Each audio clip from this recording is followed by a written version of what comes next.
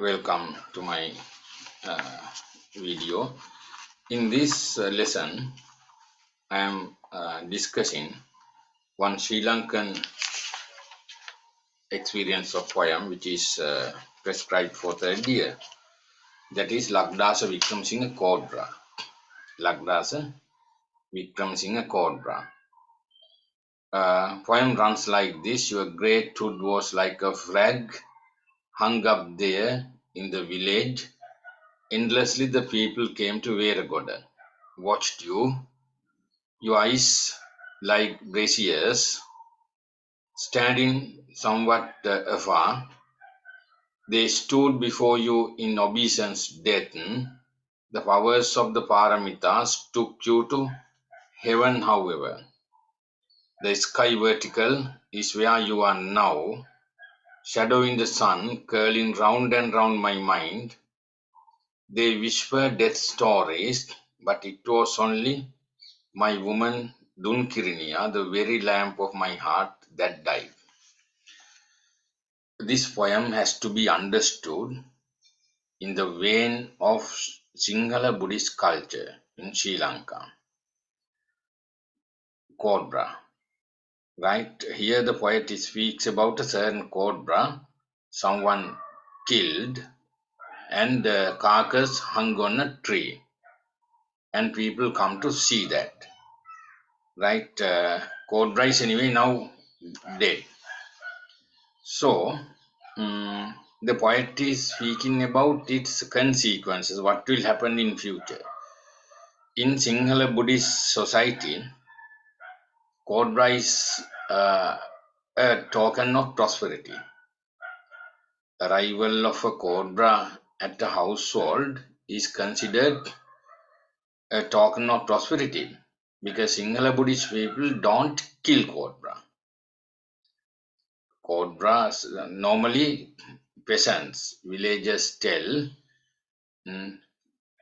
Cobra, they tell in Naihami, Cobra, please leave this place because here are kids.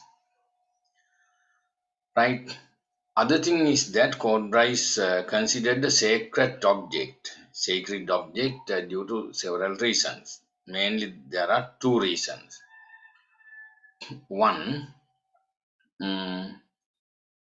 in Jataka tales, Buddhist Jataka tales, Cobra occurs several times. Once in Mahapaduma Jataka, Bodhisattva fell from the top of a mountain because his father kicked him, and a giant cobra saved him. Right? That is one. Another incident, Buridatta Jataka, Bodhisattva was born as a giant cobra. Other incident, after Prince Siddhartha, right, gaining enlightenment, 7 weeks he spent without going far away. That means in 1 week, there was a giant cobra curled around his body and covered his head, Buddha's head, with his hood, according to our legends, Buddhist literature. That giant king cobra is called Muchalinda.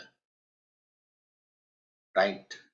These are 3 examples for people to believe cobra as a sacred object. Other is that they also believe that there are giant cobras to guard the treasures that are hidden in some places. So people don't kill cobras. Now anyway, the cobra is killed and the carcass is hung somewhere. People are looking at it and speaking death stories. Your great tooth was like a flag hung up there earlier. Great tooth, when alive, cobra's great tooth was like a flag hung up there in the village. Endlessly, the people came to Veragoda, watched Juaisa. When the cobra was alive, people came from Veragoda. Right, the name of the village is also same. Your eyes like braziers, flames. That means powerful. Standing somewhat tougher. People didn't go near when it was right uh, fluffing up its hood. People respected him, dignified. Right, they stood with a little distance without going near that, in respect. Now they stood before you in obeisance death. The powers of paramitas took you to heaven, however. There's an imagination. In Buddhist, there is a teaching of paramitas. Hmm. Paramitas that bring from life to life, right? Because of the paramitas, meritorious things that Cobra had done, right? It is now in heaven. That is an imagination on the side of the poet, right? The sky vertical where you are now, Cobra is dead. The poet believes that in the vertical sky, Cobra is there. Now, as a dead soul, dead soul has gone to heaven. Shadow in the sun, curling round and round my mind. It is also imagination. Cobra is curling round and round in my mind. That also comes from that Muchalinda. In Cobra Muchalinda, that curled round and round around Buddha's body. They wish for death stories. People who are looking at the cobra is whispering death stories. It is said that killing a cobra is a bad omen. Therefore, people don't kill.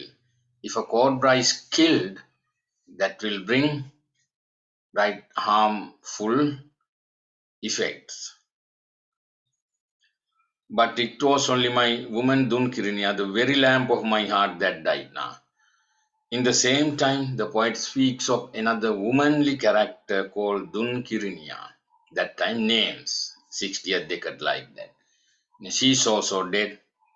She is in the heaven now. The poet believes that she and both that cobra are now in heaven. Cobra is a token of prosperity. In literature, woman is also a token of prosperity.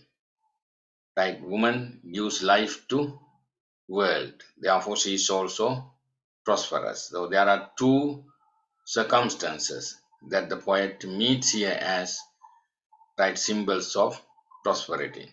So the poet is speaking about the story of dead cobra. But through that, the poet speaks of the Sinhala Buddhist beliefs about that. They revere cobras in India.